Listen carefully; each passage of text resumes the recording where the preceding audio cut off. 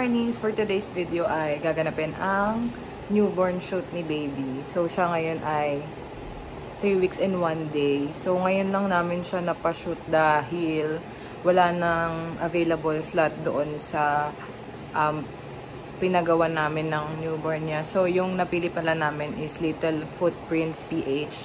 So, kung gusto nyo silang kunin para sa newborn shoot ng baby nyo, just message them sa FB page nila. Ayan. Yan ang FB page nila. So, tingnan natin kung magiging maganda ang shoot ni baby.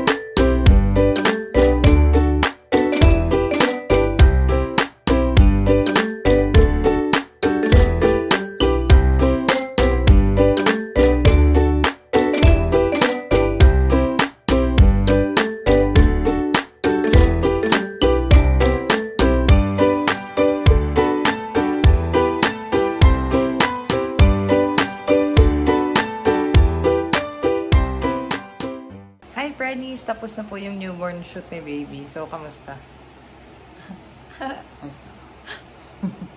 So, ang cute-cute niya. Sobrang ganda ng mga picture. And sobrang gaan lang ka-work ng mga taga Little Footprints PH. So, kung gusto niya rin magpa-newborn shoot para sa baby niyo, just message their FB page.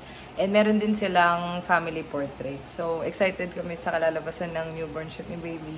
So, stay tuned sa aming vlog para makita ninyo ang mga sample shots ng picture ni baby at picture namin. Malaman nyo kung sino yung kamukha. Siya ba o ako?